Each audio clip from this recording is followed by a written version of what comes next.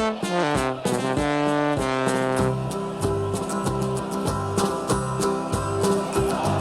we come, blue and white, and we're looking good. You'll be in for a fight, and we fight pretty good. Getting goals is our job, and we get goals good. Looking good, we are Carlisle United.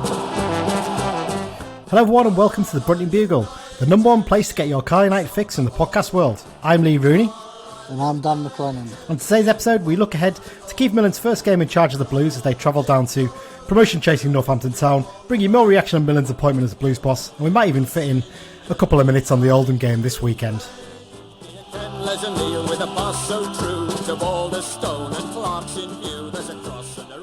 And it literally will be a couple of minutes on the Oldham game because there's not much to talk about. I think a couple of minutes may be a stretch, to be quite honest. It could well be, Dan. It could well be. This little chat here could be longer. It could well. I'll say how you doing. We only spoke to you a couple of days ago, didn't I? So there's not much difference, is there? Let's get straight into it, mate. Let's get into the news because you're going to contribute a fair bit to this today. Only a couple of bits, really. Well, first up, we'll start with the FA Cup first round. Fixture details have been confirmed. So we were waiting, weren't we, Dan, to see whether United's game might be one of the games shown on Sunday on the special final score episode they do then, with the extended highlights plus a live stream. But as it is the case, it's not going to be for United this year. The game is going to kick off at 3 p.m. on Saturday the 6th of November. There will be live updates from the game on final score on Saturday, won't they, I think, by the looks of things, from what they've said. Just the one camera at the game, though, so nothing special in that sense. Ticket details have also been confirmed. Prices are just £14 for both seating and terracing. And if you're a season ticket holder and you get your ticket before the day of the game, you can get it for half price, so £7. Can't argue with that, can you? No, not at all. I went down and got mine on Tuesday. There's already one or two folk going down. I saw Horsham tweeting that they've had their allocation to their selling and they've got coaches booked. So it'll be interesting to see how many they bring up. Yeah, I tell you what, any more than 300 is a hell of an effort for a club that size coming this far as well. So good luck to them. And we've already got a couple, well, definitely one and possibly two folk lined up for next week's episode for Horsham, where we will hopefully learn a bit about the Lard Army. Let's hopefully learn a bit more about them, We'll save that for next week. Indeed we will. Let's move on to the other bit of news, Dan, and that's the youth team. United's youth side have had some great runs in the FA Youth Cup down the years, but it's not going to be the same this season, is it? They went out of the competition at the first hurdle in midweek, losing a thrilling game 5-3 on penalties against Oldham Athletic after it had finished 4-4 following extra time.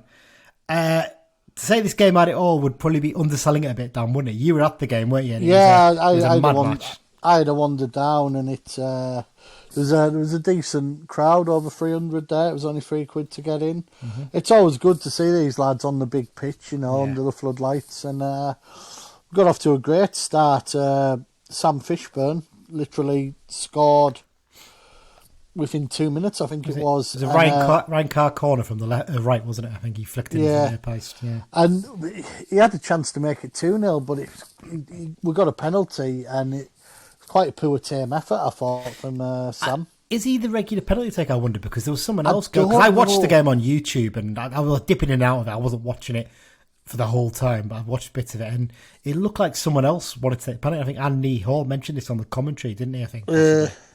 Yeah. But no, Oldham levelled up just before half time, 1-1. It was the sort of feeling at half time was if they'd got the penalty and made it 2-0, they could have went on and won handsomely. But the second half, Carlisle retook the lead about the hour mark. Ryan Carr slammed a free kick in. It's worth finding the highlights on the Carlisle YouTube page because it's a brilliant free kick. It must be nearly 30 yards, mustn't it, when he hit it? Yeah. But Oldham equalised 2 or 3 minutes later. Jack Ellis put a header in to put us 3-2 up with, I think it was about 10 minutes, 82nd minute or something like that. Yeah. And it got to 90 minutes and they put the board up for 5 minutes. And it got to about 90 plus 3. And I did one because I wanted to get home. I had a couple of things to do in the house. I stopped at Asda on the way home and I saw that Oldham's goalkeeper scored with a header in the 98th minute. Incredible, isn't it? So it made it 3-3. Took it to extra time. Luckily, I was able to watch extra time on YouTube at home. Yeah. Sam Fishburne got his second of the game. Sorry, Oldham took the lead, then Sam Fishburne got his second to make it 4-4. And it was straight to penalties. Yeah. And Sam Fishburne missed again. And the worst thing about it is the penalties were pretty much identical. Really, when you look at them, he struck it the same way into exactly the same corner. It's almost like he's tried to second guess the keeper. Well, the keeper's not going to go the same way as last time, and he did, and he saved it comfortably. Yeah. But Oldham scored all theirs, and they went through 5-3. But I think a cracking game. I mean, Gabri's only got really close to one of the penalties. I think they were really well struck penalties. Yeah. All of our penalties were good except Sam's, bless him. But yeah, it's a bit of a shame for the lads and a bit of a shame for Sam. But I mean, he scored 2 goals as well. That's the important thing to look at. He's still scoring goals. The manager was there to watch him as well, so hopefully he'll have been impressed. You've got to remember, he hasn't played for the youth team very much this season with being on loan at Lancaster. No, I think he played a couple of games recently, but he hasn't played that much. Yeah, he's been obviously in and around first team. Yeah. So. And I've got to say, actually, the Oldham goalkeeper's goal, if you haven't seen it, go and watch it. It's a great header. He gets right above everyone, but no one's picking him up. Because he's the keeper, no one thinks, do they? Yeah. Any players stand out to you, Dan, in this game? Any of the other young lads? I think Nick Bellardo looked decent up front with Fishburne. Nick Bellardo looked quite good, as obviously Fishburne got 2 goals. And number 5, I forget his name now. Is it Kilsby? Possibly. Jack Ellis, maybe, one of the two. I think it was possibly Kilsby. I thought he had something about him. He looked quite a bit of an organiser for the young lad, and he just seemed to be in the right place a few times. But a big year for some of these lads. And I think there's some good players there. They look good technical footballers, some of them. But I think it's like Mark Birch said after the game, the youth team manager. He basically said that the problem was we never controlled the game, even though we were on top for long periods. We'd never controlled it. That's it. I think if Fishburne's first penalty had went in, we get control of the game. I think we would have put our foot on it, but never mind. A decent evening's entertainment. Before we move on, we should know actually Oldham had a couple of players in their team who've played first team football. In fact, one of them played on Saturday against us. The lad Vaughan, didn't he? He started the game against us the weekend. So it's not like that they're untested youngsters there. They've probably got players who are probably more used to first team football than we are. Yeah, Fishburne's played 5 minutes or something like that of a game, and that's it. So right, well, let's move on then, Dan. A bit more manager appointment reactions. Obviously, we did our special episode earlier this week, didn't we? Covered the appointment of Keith Millen in a little bit of detail then. Have a listen if you've missed it. Indeed, it's worth a listen. We've had a few comments back and people seem quite happy. I think we were quite even-handed, weren't we, in the way we treated him in that episode? Yeah. And I think sort of now the dust's settled, look, he's our manager now. Mm-hmm. I think there's sort of I don't know if realisation's the right word, but people are like, well, let's give the guy a chance. Yeah, exactly. Because I think I put a comment on the Be Just Facebook group saying, look, forget everything else that's happening. This bloke is now our manager. Clean slate, give him a chance. Yeah. If come January he's doing shite, going on him, not a problem.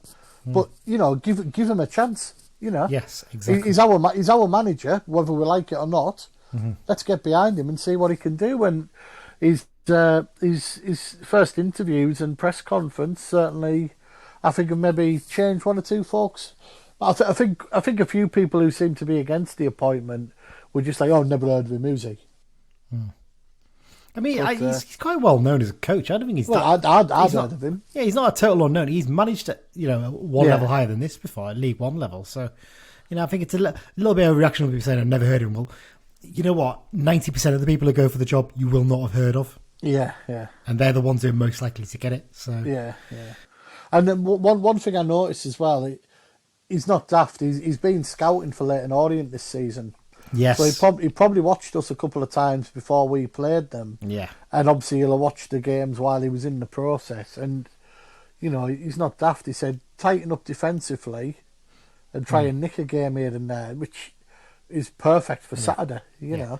Yeah. No, I think initial thoughts for both of us, I think we're not saying we're any happier, but we're content with it. I think it's probably fair to say. We'll just say, well, just get on with it now. I mean, what I would say is people are getting very excited about, you're saying all the right things in the press conference. Have you ever heard of a manager who doesn't do the right things in the first press conference? They always sound better. I mean, everyone raves about, Beach is a breath of fresh air when he did his first press conferences. Well, I mean, I'd actually disagree with that. I think I was never a fan of his press conferences personally. Stephen Presley said all the right things when he got the job. I mean, John Sheridan's just a miserable gets. What do you expect? Nothing to take from that. Like even Keith Curle, when he came in, everyone's saying, he's got all the right ideas, he's got all the right things. Any manager can say it. It's how they deliver it. Yeah. That's the key thing. It's great to say all these things in the first thing, but if you don't deliver on it, it means nothing, does it? I think we've already said it this last week on the earlier this week episode, Dan. The biggest key is he needs to get off to a good start because we've got a tough run of games coming up, and this next month, basically up to the end of November, that can set the tone for the rest of the season, basically, can't it? I think the Barrow game's going to be the one that does, because Northampton this weekend, it's his first game. He's just come in, give him a chance. Horsham in the cup is, it's a banana skin, but the professionalism should see us comfortable, we should say, especially at home. But the Barrow one's going to be the first true test, I think, for him. Yeah, that's the one where you look at and you think, bit of a probably volatile crowd, you'd think, because they've sold over 1,000 now. Big whoop whoop to them. And that's as much as we don't want to say to Derby, if we lose that game, fans aren't going to be happy, are they? They're going to look and say, we've lost the game to Barrow and we should be beating them, blah blah blah, and all that sort of stuff. So there you go. I mean, I'm just going to read a few comments here, Dan. We asked on our Facebook page for people to give their initial thoughts, having settled on the appointment. I'm just going to read through a few here. David Harrison sort of says, not over the moon, but I am not against the appointment and I hope Keith is a success. In his interview, I liked when he said attractive football, which I'm a big fan of personally. I mean, every manager says they play attractive football. That's the one issue there, isn't it? Every manager coming and say, well, I'm going to, we're just going to kick it long and we're just going to... They say, personally, I would have liked Simo, but it was never going to happen. My realistic choice was Keith Hill. Don't have any expectations, but hopefully he has his heading upwards, playing the right way instead of breaking our necks every week. To be honest, I'm not as fussed about playing the right way so much at the moment. If it gets us away from trouble, playing it a bit long, if it works, I don't think it would work with this squad, but if you could get someone in, it worked. I'd not be against that, to be honest, just to get us away from the bottom. Tim Armstrong, I think plenty of you know who Tim is from these posts on the official Facebook page. Seems a lot more qualified for the job than Beach was, and if he follows up by playing to the strengths of our players rather than stubbornly playing the same formation tactics every week, like he said today, he'll probably be successful in the short term. Will be interesting to see if Beach/Skelton's favourite badly out of form players keep the shirt. Interesting one, that one, isn't it? Actually, we'll touch on that when we do the preview section, but suggestion is there's not going to be major changes straight away anyway, based on what we've heard. Ken Hullock, again, someone we both know. I'm neither disappointed or ecstatic with the appointments. Very firmly on the fence there, Ken. It could be considered a bit of a gamble given his lack of success in his brief spells as manager. On the other hand, he's highly regarded as a coach and has been said he's a good man manager and motivator. That's what we need to get us out of the predicament we are in, and I think I agree 100% with Ken on that one, actually. A good man manager is as important as anything for this squad, because like I said, we haven't really got players in there that will police the squad itself as we have in the past, have we, Dan, I think? Yeah, it's as we've touched on a couple of times recently, there's not really much seniority in our squad. Obviously the signing of Mark Howard in goals sort of addressed that a bit at the back end of the pitch, and Lewis Alexandra, his experience, but he's not really known for his talking.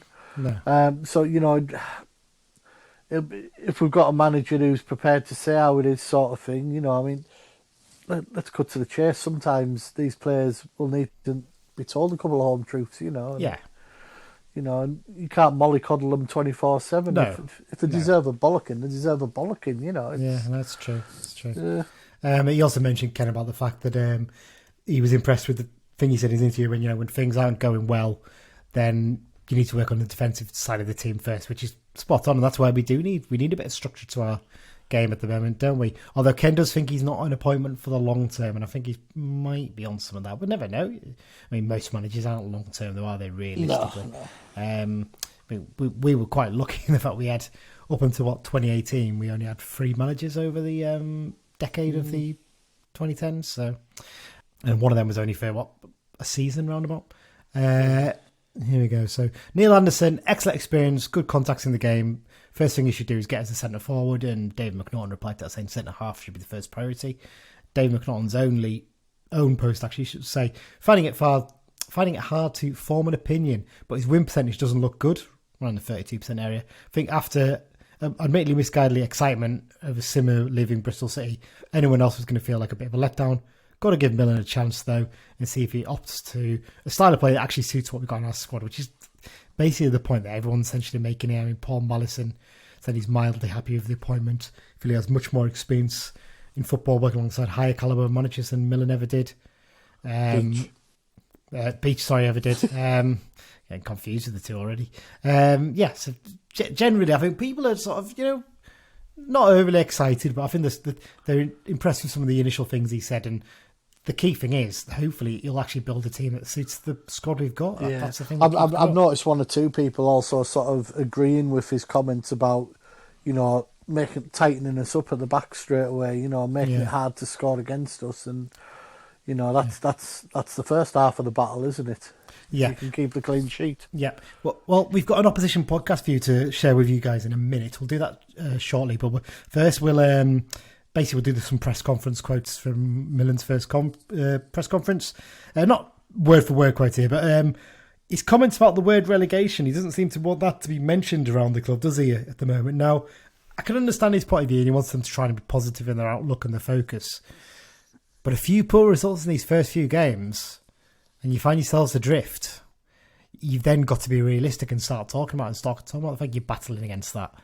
I don't know what your thoughts are on this. I think he's just trying to sort of, clear the decks, spring clean, whatever they've been spoken with Beach, etc. He's going to come in and say, right, I think you're good enough for this league, etc., and build them up a bit. So I could get exactly what he means by not mentioning that at the moment. No, that's true. It's true. Obviously, we mentioned all the stuff about the fact that he wants to focus on tightening up the defence and getting a good structure as a team first, which is good to hear. He talked a little bit about having to use the current coaching staff, obviously, in Gavin Skelton. Some interesting comments there. I thought he talked about the fact that obviously he'd watched our games that Gavin had taken charge of, and I think he was quite impressed with what he'd done in those short few games in terms of making little tweaks to make us a little bit more solid and stuff. And obviously Millen actually is looking at, he's been in Skelton's shoes, hasn't he? In that he's been caretaker 3 times, knowing he's probably not going to get the job, and basically just got to tighten things up a little bit. So he gets it totally. So I think he seems quite happy to be working with Gavin. And I mean, I don't see a big issue in this. I know people have got massive problems with it, but if Millen's happy with it, then we move on. If he isn't, then I'm sure changes will be made at some point in the future. So it sounds like he doesn't want to make major changes, though, doesn't it? Then the reasoning seems to be he doesn't want to be putting too much into the players' heads. He wants them just to go out and play the natural game, and he'll make tweaks here and there by the sounds of things, doesn't it, Don? Yeah, it's always, this time of year as well, you can't make wholesale changes because you can't just go out and sign 6 players like you used to be able to. So I think anyone who watched the last 2 games, I know when we get onto the Oldham game it was drab, but we certainly looked a bit tighter at the back, and it's almost as though Gav had picked up on stuff that had happened at Newport and adjusted again. So yeah. I mean, that we'll obviously very briefly touch on the Oldham game in a minute. But before we do that, let's play you a little clip now. We talked to Jim Daly from the FYP podcast. Now, FYP podcast is a Crystal Palace podcast, and obviously Keith Millen's got quite close associations with Crystal Palace, hasn't he, Dan? He's a Croydon lad, so it's his local club. He started out there as a youth team player, but never played a first team game. But he spent a good 4 or 5 years in coaching roles at the club in the sort of early to mid noughties, I think it was, wasn't it, Dan? I think after he'd basically been manager at Bristol City, he had a spell at Blackpool briefly and then went to Palace. And the guys from the FYP podcast have actually spoken to Millen quite a few times, and they've got a good relationship with him. So we spoke to Jim just to get some of his thoughts on Keith, not so much maybe on his coaching side, but what he's like as a person. So here's the chat we had with Jim, and give that a listen now. Jim, I think when Keith Millen was announced as United's new boss yesterday, the fan reaction from Carlisle fans on Twitter was indifferent, to say the least. But one thing that really stood out to me was there was a lot of Palace fans replying to Carlisle United's official tweet about the appointment, saying how pleased they were for Keith and, wishing him all the best and saying, I think it's a terrific appointment, stuff like that. Why is he such a popular guy at Selhurst Park? Because I think he started his career with you guys as a youth player, didn't he? He never played a first-team game, but he came back as a coach, and he just seems to have been someone who the fans have really taken to as a person as much as anything. Yeah, so as a bit of sort of background, Keith has been through quite a lot at Palace. So yeah, I think he was there as a youth team player, didn't make it, came back as a coach or as assistant with Ian Holloway, I believe, in 2012. Got promoted, was with Holloway. Then Holloway got sacked, Warnock came in, Keith stayed. Keith was caretaker in between that for a game or two. Warnock goes, he's caretaker again. Pardew comes in, stays.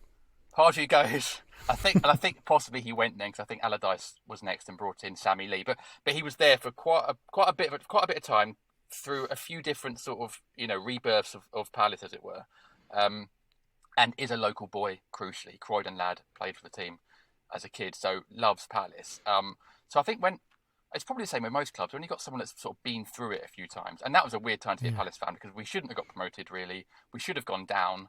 We were a complete mess. We stayed up. We had some bizarre times, a run to the FA Cup final. It was all a bit weird, really. So I think they become almost as much as part of the furniture as you do when they've been there so long. So I think that's one of the reasons I think fans are attached to him. Plus, local boy, and just a really nice guy. I always had time for the fans. He's been on our podcast a few times and was absolutely brilliant. Oh, I forgot about Pulis. He was Pulis in there as well. There you go. And in fact, because he told us some very funny stories on the podcast about Palace once having over 25% possession in the game, and Keith going, "But Gaffer, this is great," and Pulis going, "Do not show the players that stat," which I think sums up Pulis' spell as Palace manager. Yeah. But so just a very nice guy.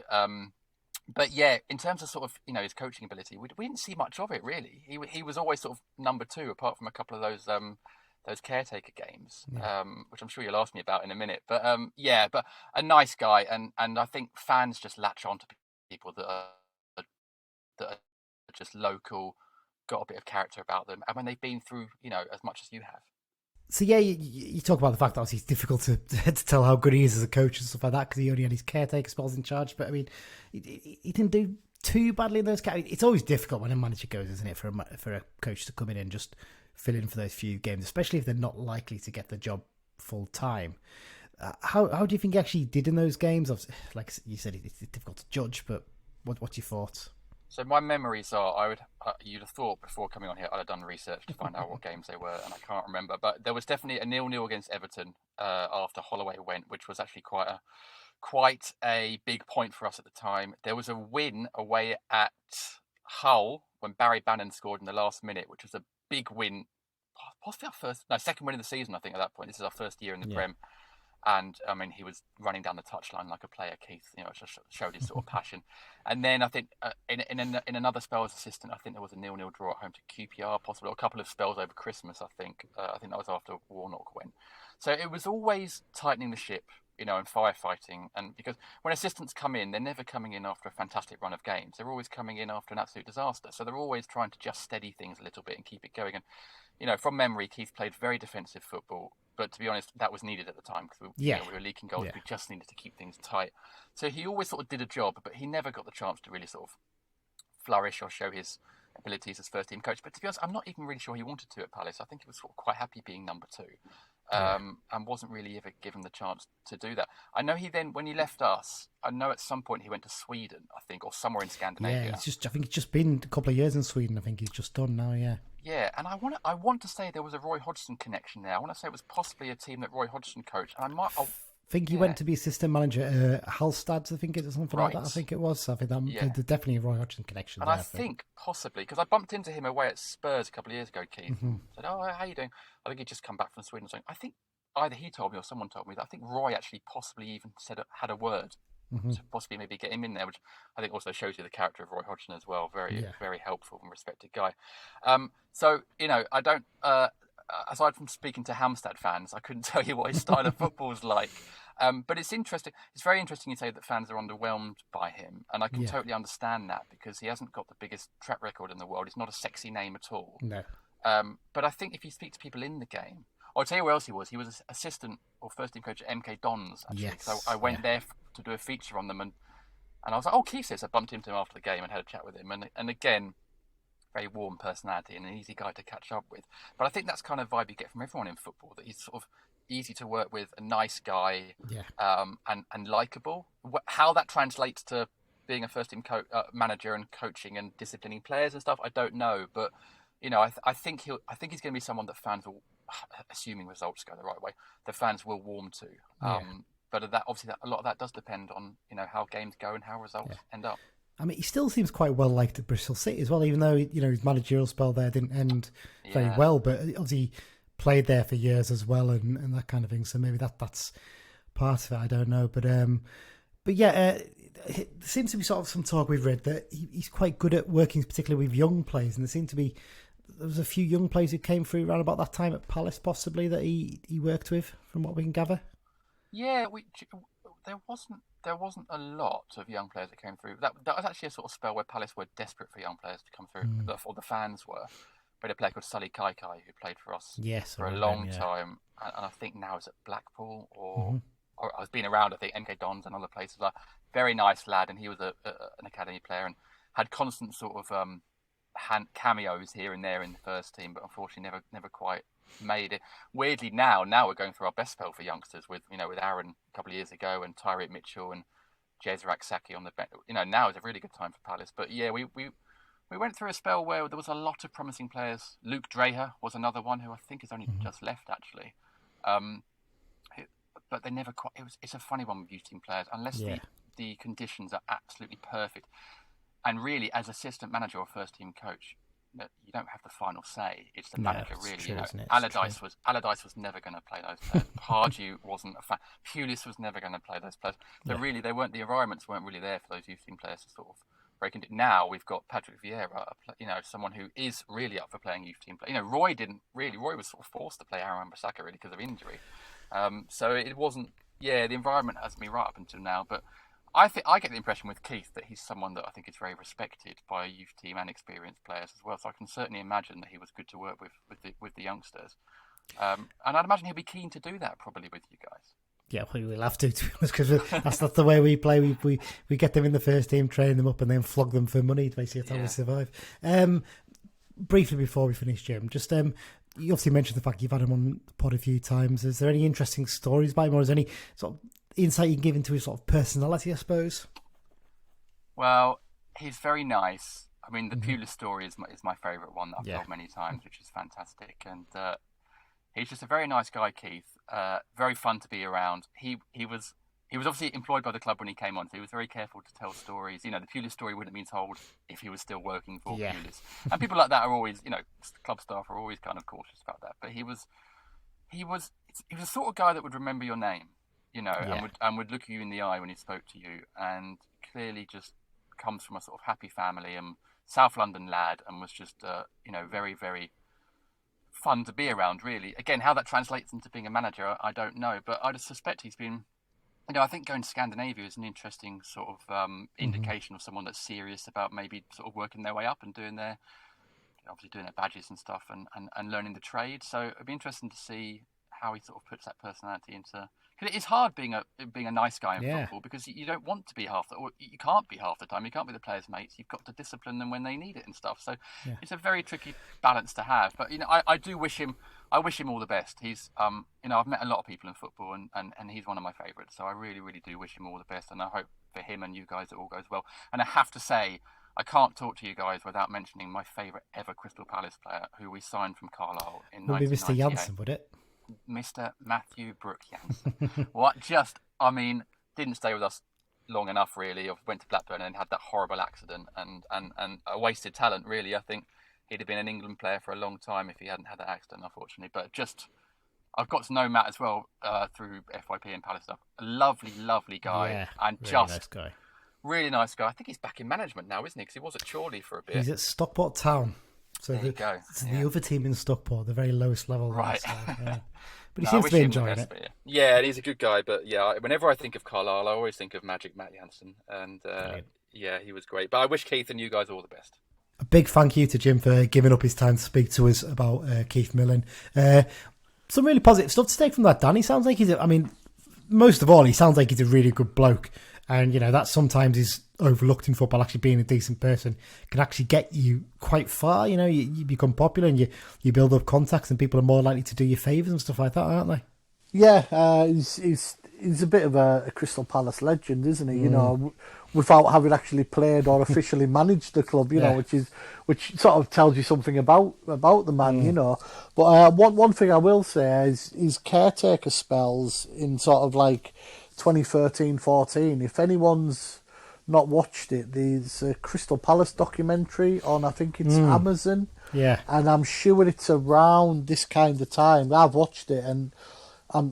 He must appear on it. I'll have to watch it again to see if he does appear on it. But you can sort of get a feeling of what Crystal Palace was about at that time. So yeah. There you go. All right, well, let's do the match review section, Dan. Carl United 0, Oldham Athletic 0. Crap game. Let's leave it at that, shall we? Now, I'm just kidding. I mean, we will very briefly talk about the game, to be honest. Dower 0-0 draw between two struggling teams. It's actually a result that saw us move out the relegation zone, bizarrely, because Mansfield lost. So both us and Oldham, who are on the same number of points, moved ahead of Mansfield, but didn't really do much help in terms of pulling us away from the struggle at the bottom, because I think Scunthorpe win, actually, the weekend. I can't even remember now. I think they got results. I think they did, So it's got tighter down the bottom now. Not a good game of football, this, was it, Dan? No, it wasn't one for the purist. There was very little action. Lack of goal scoring threat for both teams, to be honest. Yeah. For us, Alexander and Clough, it's too similar, isn't it? Yeah. I totally understand why he's done it. He just wants to get a bit of experience and then tighten things up a little bit, doesn't he? And when the ball goes to Alexander, it does generally stick, doesn't it? But he's not lively enough in the box. And there's times when we were looking to put balls in the box and there was no one there. And that kills us a little bit, doesn't it? Yeah. That's where the problem is. We were also a bit lucky with Oldham having one chalked out for offside. Very lucky. At the time I thought, that didn't look the world's best decision. Yeah. And then when you look back, there's one lad who is offside, but he doesn't go anywhere near going for the ball. And the lad who goes for it must be about 2 or 3 yards onside behind the defender. Yeah. There's the ball. It's a brilliant save from Howard to tip it onto the bar, and then the lad sneaks in, and it should have stood. Howard made another good save from Hallam Hope in the first half, and then I think it was Killian Dunn, didn't he? He tried to score from the halfway line, tried to lob thing. I think that might have been going wide. It was hard to tell from our angle, but it didn't look like it was on target. But Howard still dealt with him, put it behind. But stats wise, we had 9 shots, 1 on target. They had 14, 4 on target. So they had a slightly better. There was a lot of corners, wasn't there? Hell of a lot of corners. But the fact that we didn't do anything with them is quite telling, isn't it? That's where Millen has touched on this already, actually, that set pieces is an area we need to improve both ends of the pitch already. I think one thing that sums this game up, how drab it was, there was 15 fouls between two teams. That's very low. That is very low. With one yellow card all game. Because, bear in mind, teams at the bottom, you expect it to be a bit of a I would expect 15 each. Well, that's generally what it... on average, there's about 25 to 30 fouls a game on most E2 games when I've covered this season. And like I said, this one, nowhere near that. It was really low. It wasn't great. I think Oldham probably had a slightly more of a threat, but we were fairly solid, to be honest. We never really looked that threatened in the game. But again, it's one to build on, isn't it? Look at it as a clean sheet, work our way up from that, and look to improve next week. And plenty for Keith Millen to think about after that game, I think it's fair to say. Yeah. Definitely. Okay, well, that covers the Oldham game then, Dan. We don't need to do any more on it, do we? We'll take a short break now, and then we'll be back with the preview of the Northampton game. So we'll be back in just a jiffy.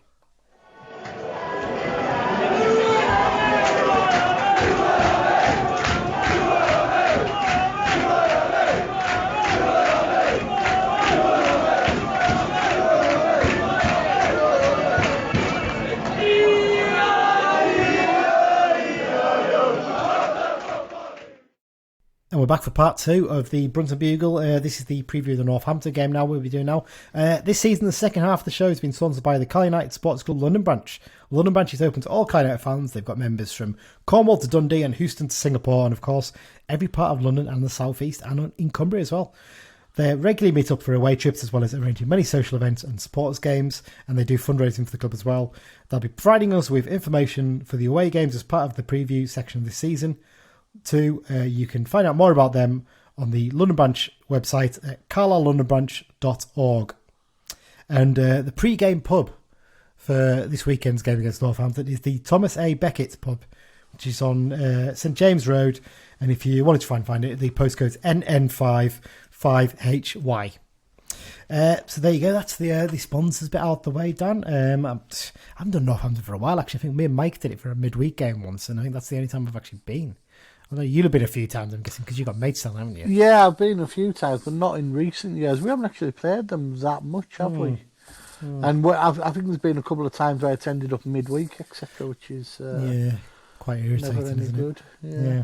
Right, well, we got the catching up with the opposition section now. This week we spoke to Charles from the It's All Cobblers to Me podcast ahead of this weekend's game. There's quite a few topics covered. We talked about their surprisingly good start to the season, how Jack Selby has got on at Sixfields, and the bit that Dan will love to hear, talking about Keith Curle's ups and downs during his tenure at the club. And here's the chat we had with Charles earlier this week. Charles, when we did our pre-season preview episode of our podcast back in the summer, we all actually predicted that you guys were going to struggle a bit and might actually find it tough coming back down to League One. Having looked at your squad, we weren't 100% convinced it was one that was going to challenge for promotion. So it's probably fair to say we didn't expect you to do as well as you have done so far.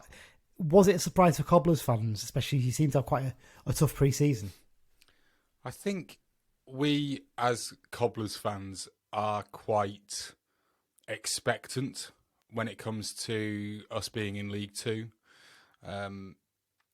I think you're right. I can understand why fans of other clubs would look at the signings that we made, the players that we let go at the end of last season, and think that they don't look like they're going to rip up any trees or anything. There's always that thing, as you'll know, every time that you get a new signing, you think, oh, that sounds great on paper. And a lot of the time it's underwhelming in the end, and you then sort of think, well, why were we so excited about it? I think for me personally, on a personal note, I was happy with this season being one where we sort of aimed for top 10 and looked to basically settle in our new management team and then push on, maybe next season. The guys didn't have an awful lot of time, so we put together this new recruitment committee at the back end of last season. So John Brady, our manager's on that, and then you've got the rest of his coaching staff, obviously. You've also got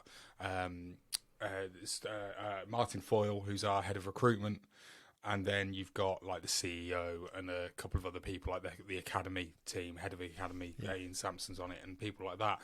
But in terms of coming to the club, while all of those people have been connected with the club for a long time, so John Brady, our manager, was our youth team manager for the past 5 years. Martin Foyle had been our head of recruitment back in the days of Chris Wilder when we won League Two last time out. But he'd been away from the club, been in Scotland, and now was coming back. And a lot of that was the same for a lot of the other guys as well on that committee. So essentially, when you look at it on paper and you see who we signed and especially where they've come from, because essentially they've all come from Scotland. Yeah. And you do look at that and just go, oh, come on. Who's got a casting vote there, I wonder. Yeah, exactly. And you are looking at it and going, right, well, Martin Foyle has just spent the last 3 years in the SPL. I wonder where he's got these names from. But we did a fans forum with the manager and Colin Calderwood, our assistant, and Mark Richards, one of the first team coaches, at the start of the season. And they said, look, we didn't have that much time. We started from scratch. We had no names. We had nothing there ready. All last season, or the back end of last season when they came in, Brady and Rico, to take over from Keith Curle, they were just concentrating on trying to stay in League One. They weren't looking at the future. They weren't permanent in their positions. All they were trying to do was keep us up. It didn't happen in the end, unfortunately, but they didn't have any options. Like, they couldn't go into the transfer market and bring their own players in. So they just concentrated on working with what they'd got. And then at the end of the season, it was like, right, we've got a blank piece of paper. There's nobody at the club, apart from obviously the CEO and the ownership. There's nobody here that actually, on a footballing side of things, has got a bit of paper with loads of names written down. Yeah. So we're starting from scratch. So I do think with that, my sort of thing of going, yeah, okay, top 10, let's go for that. Let's see what happens. Compare it to what's actually currently happening, which is we're on that upward curve, as your friend of mine, Keith Curle, would love to say. You know, I mean, at one point we'll go over the edge and we'll start coming back down. You know, we're on that roller coaster. I'm going to throw out the cliches, and at the moment we're heading up. At some point we'll probably head back down again. But it's nice, really nice to see us in third, and it's basically down to the fact that we've named the same starting 11 for the last 4 games. We've found a different formation. We've gone from playing 4-4-2 to playing more of a one striker up top, with wingers higher up the pitch, and that's working. So it's kind of all fallen into place over the space of maybe 2 to 3 weeks now.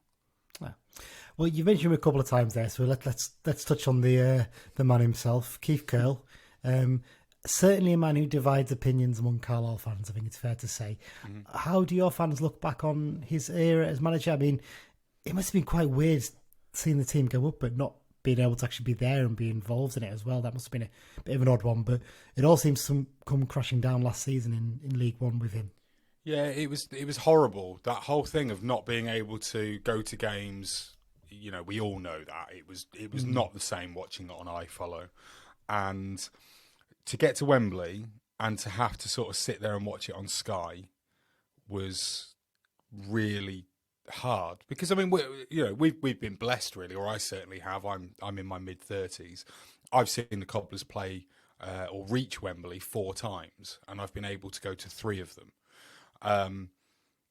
Each time we've taken a lot of fans with us, so to have no one there apart from basically the kit man and the odd couple of people that worked for the club on a voluntary basis and were therefore very lucky to be able to attend, was weird.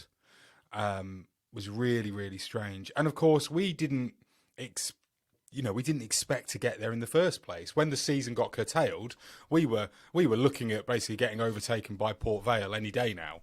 And yet the season stopping when it did really did us a favour.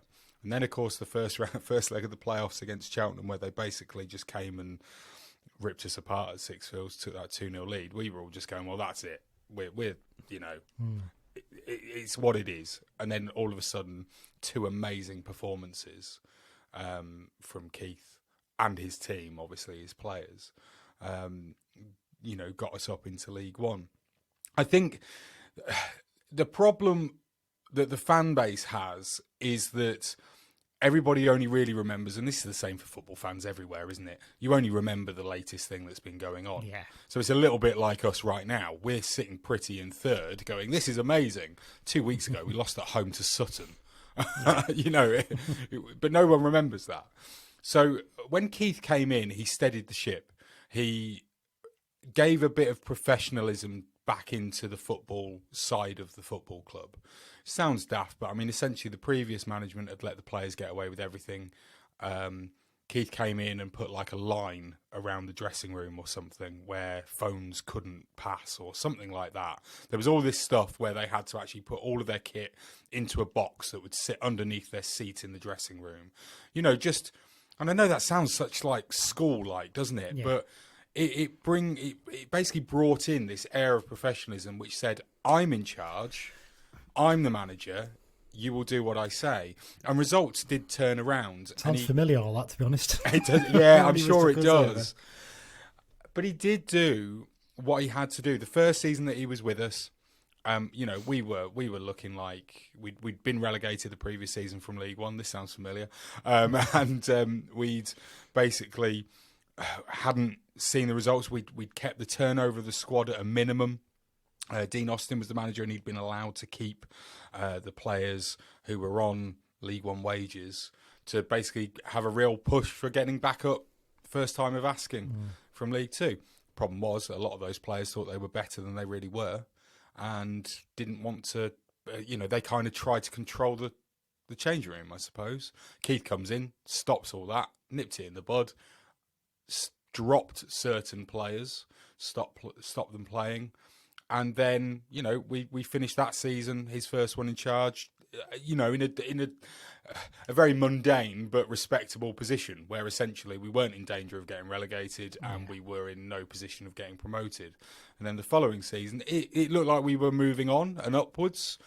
But I think a bit like how Keith was when he was with you, it wasn't like a massive leap. It wasn't like we went from finishing, I can't even remember where it was now, but 15th to say 6th.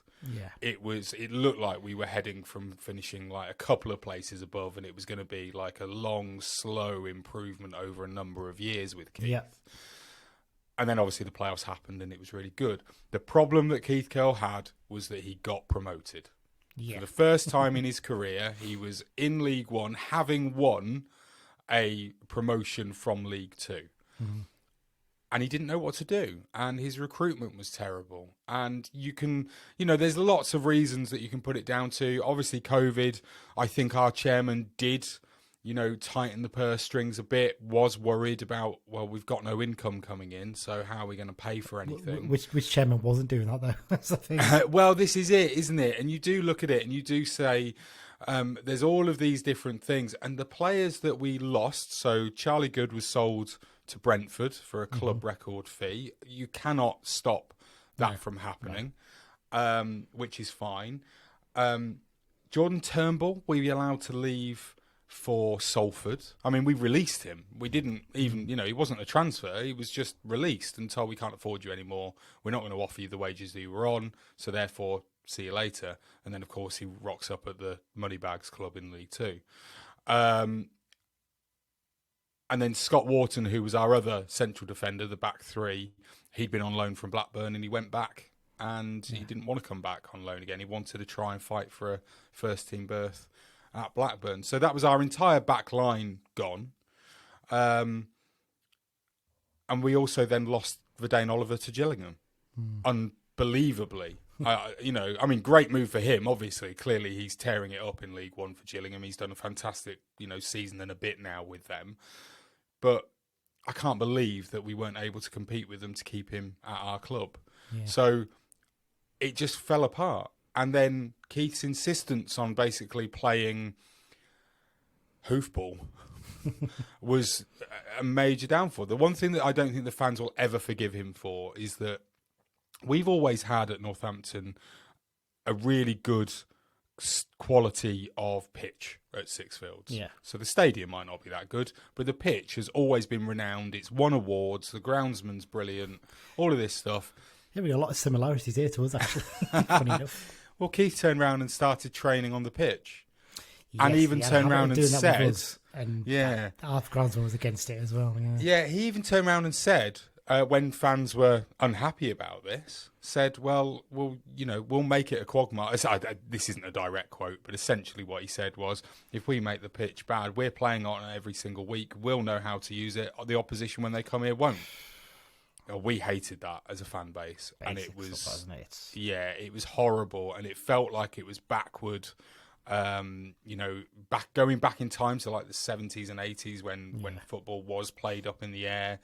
And it was just horrible. The fact that we couldn't go to the games was both a godsend for us as fans, but it also made everything 10 times worse because there was no connection to the football club. I mean, don't get me wrong, the football club tried their hardest to keep everything connected and going, but that connection is lost, isn't it? As soon as you can't rock up to your home stadium and watch the boys play, it's a difficult thing. So I thank Keith, and I mean, look, I met him several times, talked to him for the podcast on several occasions, and he was always willing to talk. Mm-hmm. You and I both know that he loves to swerve questions by talking about waves and puzzles and roller coaster, goodness knows what else. But he was always happy to talk, and he was always a gentleman and seemed like a very down-to-earth guy. And as a person, I really got on with him. as the manager of my football club, he should have gone probably about at least 2 months before he did. Yeah. Well, after we finish recording, I'll tell you this story about one of his post-match press conferences he did with us after we lost 3-0 at Accrington in his first season. It was interesting, to say the least. Let's touch a bit on your current squad then, as to what Carlisle fans should expect from Northampton for this game, and who are the danger men in the squad, and also how's Jack Sowerby getting on, because obviously he was on loan with us and he was a player who was really popular actually when he was on loan with Fleetwood, and quite a lot of our fans were disappointed when he went back to Fleetwood after his loan spell. Yeah, so with Jack, he came to us when we were in League One. Didn't really do an awful lot. We didn't really see much of him. He then got injured, I think, at the end of last season. So he's only just started coming back into the team now. And in fact, his return to the team has coincided a little bit with our upturn in form, which is nice to see. But as I'm sure you know, he's one of those players that you don't really notice. He does the dirty work, and occasionally he'll give you a decent pass here or there. He was quite different for us, actually. To be honest. Really? He was a little bit. All actions maybe going a bit too far, but he was really involved, and he scored like 2 or 3 brilliant goals for us as well in his time with us. So, but I mean, I think Fleetwood did, and I think you guys might have even played him at centre back at some point as well, possibly. I think.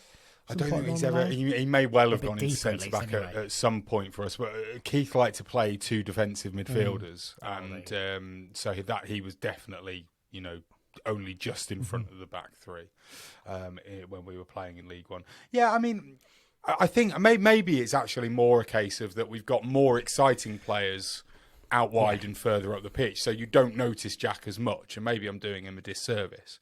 But I do think the fact that he's come into the team of late and we've started picking up much better performances and results tells its own story. Yeah. So that is really nice to see. I mean, as for how we'll line up, last week, if you'd asked me, I'd have told you the team, player for player, exactly where they're going to play and everything. But then on Saturday against Tranmere, Sam Hoskins picked up his 5th yellow card of the season, so he will have to miss this game. I'm hoping that he'll just be replaced direct swap with Dylan Connolly, who is a very, very, very quick. I think he's potentially the quickest player in League Two. I've read that somewhere. I don't know how true it is. He is very quick. He's not had that much of a starting chance in the side so far, so maybe he'll take this opportunity and grab it with both hands. Hopefully he will. Danger men to look out for, it's Mitch Pinnock. He's our left winger, but he will swap. Him and Sam were swapping wings throughout the last 3 games. Basically, if you give him space, he will rip you apart. He will put a ball into the box. If you've watched the highlights of our win against Tranmere, Keona Tete's goal to put us 1-0 up, Mitch Pinnock, it's a pinpoint cross that goes in early, and therefore the defence have got no chance to set themselves. Tete's clear and just tap. Well, it's not a tap in, but it's a beautiful connection from the cross that puts it straight past the keeper. So he's the one that you've got to watch out for. And then Keona Tete himself as well up front, our striker. He's on loan from Spurs. He is a handful. Bit of a petulant child sometimes. So if you've got proper League Two style centre-backs who are not prepared to, who are prepared to have a bit of a scrap, then he'll start getting moody and won't like it. He wants more protection from the referees than the refs are willing to give at this level. But I mean, the best thing that he can do to obviously get around that is to put the ball in the back of the net, which he's now done in his last 2 games. So, yeah, those are the danger men for you. And finally, mate, thanks for giving up your time, but your prediction for this weekend? Oh, okay. I don't like doing this because you can guarantee that what I kind of tend to do will go against me at some point, and everyone will, listening to your pod will laugh when actually it's you the say opposite. That. Most of the opposition podcasts this season have predicted wins, and guess what? They've been right for most of them. So I wouldn't worry too much based on our current form. Well, the way that I've been doing it recently, so we do a match preview on our website every week, every Friday before the game. And Danny, my co-host who writes it, always asks me for a prediction. And I've, in recent weeks, just decided to go and let go of the sensibility of it. So rather than actually look at things and think, right, what actually might happen, I've just been going 7-2. So I'll go with the Cobblers win. I think we'll win 3-0. 100% surprised me, to be honest. But although we've looked a little bit better in recent weeks, I just have this feeling we might get another big wake-up call coming up, because we've got big problems at both ends in terms of we need an experienced centre-back and an experienced striker, basically. So we'll have to wait and see how it goes.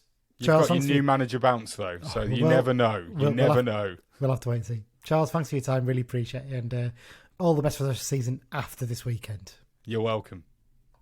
Thanks again to Charles for taking the time to speak to us about all things Cobblers. Interesting chat there, Dan, especially the bits about Keith Curle and his having the first team training on the first team pitch as well, the actual pitch at Sixfields. I mean, I know Curle had a habit of doing that at Brunton Park occasionally as well, I think. I seem to remember. When Dave Mitchell wasn't looking, I bet. Running at him with a pitchfork, no doubt. Yeah. Okay, so quick, before we go any further, a quick reminder to everyone, this weekend's game kicks off at 2 p.m, not 3 p.m. So if you're going to the game, make sure you get there a bit earlier than you normally would, or you'll be arriving at half time, probably surrounded by Northampton rugby fans. Northampton rugby kick off at 3, and those who've been before, the rugby ground's in the same sort of area of the town, so it's basically staggered, isn't it? Yeah, it's staggered in the traffic and the foot flow. So Northampton's not a place to visit if you're not interested in sport this weekend, I think it's fair to say. Yeah. So this weekend's referees is Ollie Yates. He I think it's about his third or fourth season as an EFL referee. He's only taken charge of 5 games this season. Surprise.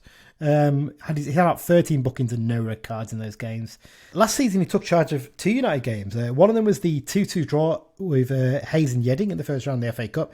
And then the 3-1 win over Bradford, which featured a few interesting things, didn't it, Dan? That was the game of Zanzala's scrambled goal that... almost ridiculous that it was given, wasn't it, when you look back at it? Yeah. And he also should have sent off a Bradford player. This emerged in one of those pitch side video things that clubs do now. Bradford did one, and it showed one of their players basically stamping on Zanzala. And right in front of the ref, and I think he only got a booking for it, which was ridiculous when you look back at it, but there you go. We're going to bash through these bits quickly, because I know they've been quite long, some of the episodes recently, so we're trying to sort of trim them back a little bit at the very least anyway. Classic match this week. I've gone for a defeat, Dan. I get why, though. Because this was a turning point. I was at this game. September 1994. A significant result for United, this, because it sort of kick-started the season. Well, not kick-started, but really kicked the team on to go on an incredible run that basically led to the 3rd division title. So the Blues arrived at the old county ground. I mean, as you were there, you'll remember this, Dan. I mean, people forget that Northampton used to share their ground with Northampton County Cricket Club, didn't they? Yeah, so you had an open terrace for the away end, an old covered terrace for the home end, a bit of a ramshackle stand for the main stand with offices and whatnot. And then down the side there was basically advertising boards, and you could see the cricket pitch rope for the boundary. Yeah. And they would maybe allow like 2 deep to stand down it. Yeah. It would never happen now, but it was quaint in a way at the same time, you know. It was it was very, very different, wasn't it? Very different, yeah. At this point, I think this was the 9th game of the season. We were unbeaten in the league at this stage. But actually, that run came to a crashing halt because Northampton won the game 2-1. The Cobblers took a first half lead with a scrappy shot beating the despairing dive of Tony Craig, only for Reeves to equalise in the second half. And that was a scrappy goal, wasn't it? Yeah. So it's a nod down for Edmondson. He just hits Reeves and he doesn't know anything about it. And it flies into the net. But that only lasted 3 minutes as a close-range volley beat Craig to give the Cobblers all 3 points. This is one of their last games before they moved to Sixfields, wasn't it? I think not the last one, but... From memory, there was quite a decent crowd there because it was sort of one of the last Saturday games at the old ground. So. Yeah. But it was a big turning point for United. They actually went on a 20-game unbeaten run until they lost at Deepdale, I think it was, wasn't it? I was at home against Preston. It was a Deepdale, wasn't it? Because we drew 0-0 with Preston at home. I remember that season. So yeah, the first defeat was at Preston, 20 games later. But at that point, we were flying away with the league, weren't we? So they made much of a difference. Also significant this game for Kenny Lowe being in the team, wasn't he? That's one of the big problems because he changed from 4 at the back to 3 at the back, didn't he? Wadsworth, and I think he admitted after the game it was a mistake, and they never went back to it. And that was basically done to accommodate Lowe somehow into the team. Just didn't work though. Okay, Dan, played for both. You're going to tell us about one player's played for both clubs. Yeah, and this week I'm going for an Essex-born defender from Romford. Can I guess? Yeah, you should guess this one. Is it Peter Clark? It is, yeah. Yes, got it. No, obviously started his youth career at Arsenal, got released and took a brave decision to come up north because not many young lads would come up to Carlisle, and he had a good couple of seasons with us when we were quite a poor team. Oh, he had a floppy head of blonde hair, didn't he? Curtains. Blonde curtains, 90s style. Played about 85 games for us. Played in the Jimmy Glass game, of course. He's a weird one because he flitted between defence and midfield a bit, didn't he? Because we also had Damon Searle at left back because he was a left back, really. Clark. He could play a wing back and sort of wing if needed, and set in midfield a couple of times. Him and Searle often interchanged quite a bit, you know. But he went to Stockport for 3 seasons. Made a similar number of appearances for us. He had a little spell at Mansfield on loan. Then when he left Stockport in 2003, a signed him for Northampton, being Martin Wilkinson. I didn't realise that was the link. I think it was Wilkinson anyway. Yeah, I probably got that wrong, but it's about the same time. But anyways, he didn't have much of a time at Northampton.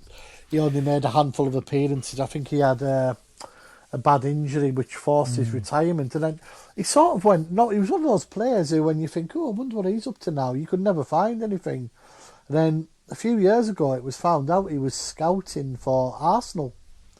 Apparently in Scandinavia to begin with. Then I think he moved to Holland and Germany, and he was the one who brought Serge Gnabry to Arsenal. I remember that now. From Germany area, and obviously it didn't quite happen for Gnabry at Arsenal. He's done all right Bayern, isn't he? Now he's at Bayern Munich. There was a tale. When Bayern Munich went to Tottenham the other year and absolutely walloped them, was it about 7 and 8-2 or something? Yeah. After the game, Clark had obviously got tickets through Gnabry, and there was a good piece in the press about how the Arsenal scout had found him, and it was at Tottenham, that sort of North London thing, and there was quite a good piece on Clark. But Arsenal actually released Clark from scouting. They had a big... They had a lot of off-field changes in the last 18 months, and he... apparently got released, but I know apparently he gets on really well with Arsene Wenger, Clark, so it wouldn't surprise me if he's picked up work for FIFA, because Wenger is very high up. Yeah. So, but that's Pete Clark. Interesting one, Clark, as well. I mean, there's a couple of other things. I mean, he's famously the one who went on the slalom run up the field to set up Scott Derby for the goal at Chester, wasn't he? Yeah. Basically, was it 92nd minute, and you think he'd just run to the corner, and he just kept going and going. You're like, all right, let's go to the corner, and he places it to Dobie. Like, what you do? Oh, that's what you're doing. I get you. I've just checked. Wilkinson was manager in 2003 at Northampton. There you go. Makes sense then. But he, with him as well, obviously you got that role at Arsenal. Arsenal do that quite a lot, don't they? They tend to get players who are ex-youth players and bring them back. They're very good at that. Thingy's often on TalkSport as well. Adrian Clark. We had him. He does a lot of analysis stuff for Arsenal, and he's quite interesting when he's on TalkSport. Has Tom Cruise got a role there as well, or is it someone else? Or it might be James Krause. I know he wasn't actually at Arsenal. Are you not thinking of Harry Worley scouting for Chelsea? Manchester way now, I think. Possibly, but there's definitely someone else there. Arsenal are very good at keeping in touch with old boys and utilising them in scouting and whatnot. So. Yeah, basically people who never actually played a first team game or anything for them. Basically, they generally get them back. They keep an eye on what they're doing, don't they, and bring them back. I think. I think it might actually be James Krause who's been doing stuff with Arsenal, possibly, even though he actually wasn't an Arsenal youngster. But but there you go. I'll quickly bash through the list, and it's not quite as long as some of the ones have been. Some we mentioned before in recent weeks. Nicky Adams is, basically anywhere Keith Curle's been, Nicky Adams has been by the looks of things. Derek Asamoah, obviously he had a really good. He played against Man United in the League Cup for them, didn't he? there. Jack Bridge, we obviously signed him from Northampton. David Brightwell, I didn't realise he'd been there as well. Yeah, I can remember that. Yeah. Peter Clark, you've touched on already. Paul Conway. Did he go after he left us, I seem to remember? Or did we get him from... Did he have a spell there before he went to us? I would say after, from memory. Yeah, I seem to think he was. Paul Currier, one of the loanees under Kavanagh. Brendan Dickinson, he had a loan spell there from Brighton, I think, in his early days.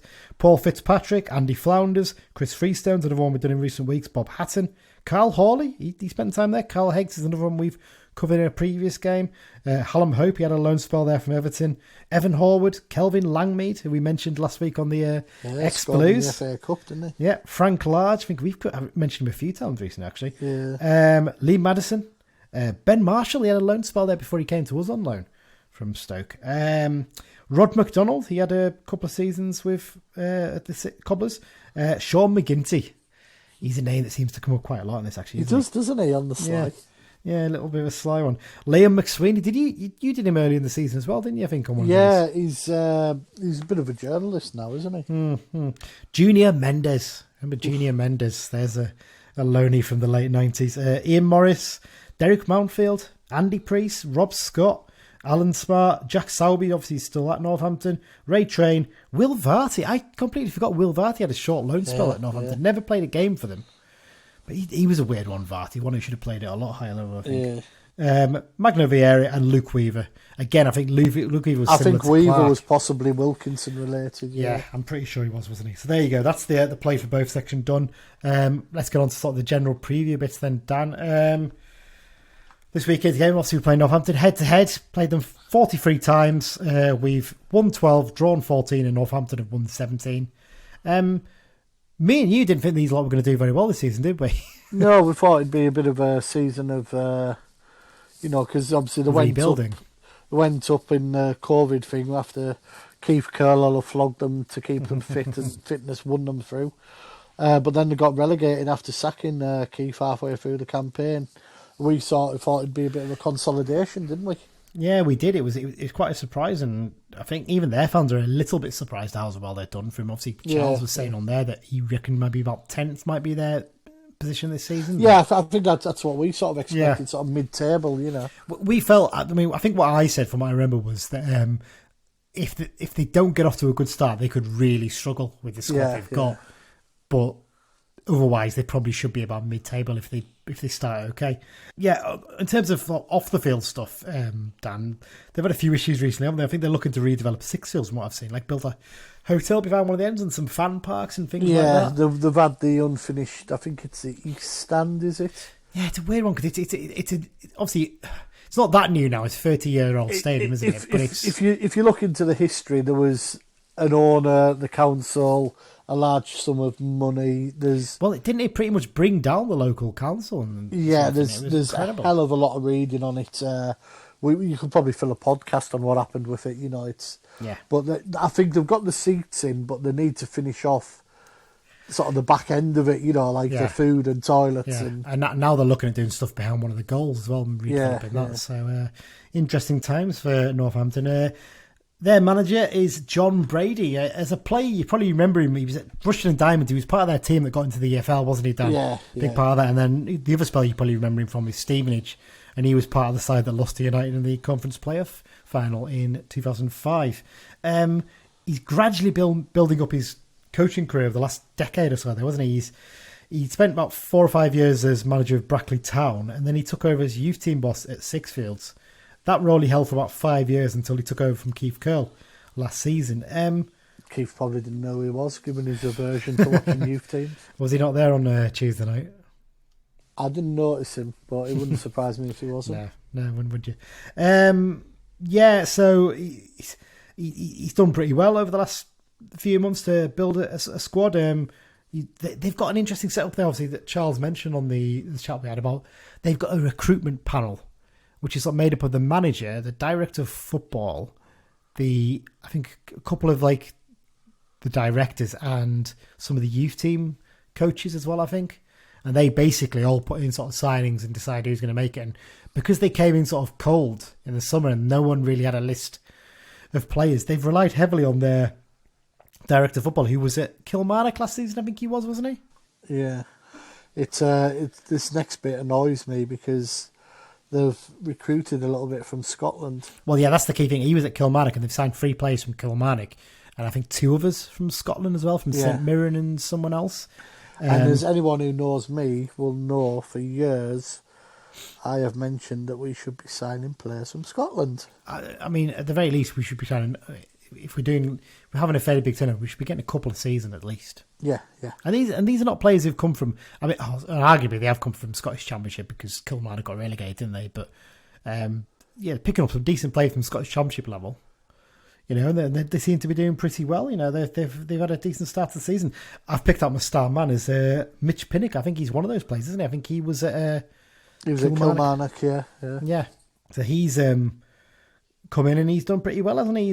He seems to be quite a strong outlet out wide for them. He's causing problems from what Charles was saying as well. And in terms of other key squad members, I've just picked out a few. Jordan Flores, he was at Hull, wasn't he, in Wigan? I think he's been out in the past. Sam Hoskins has been there for quite a while now, isn't he? He's a bit of a sort of lower league stalwart. I think he's been 5 seasons at Sixfields. And Paul Lewis was a decent player at Tranmere last season. I'm surprised he left them, actually.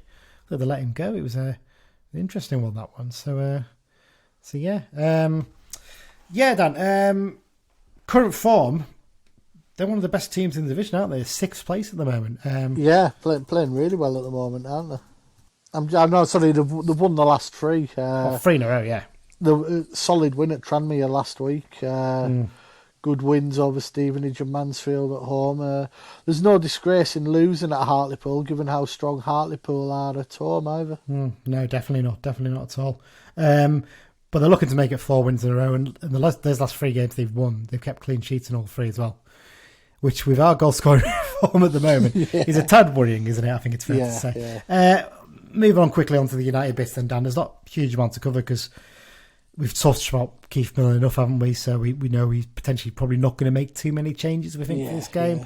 Maybe tweaks around the edges. Maybe Alessandro out for someone like Young as a striker in there.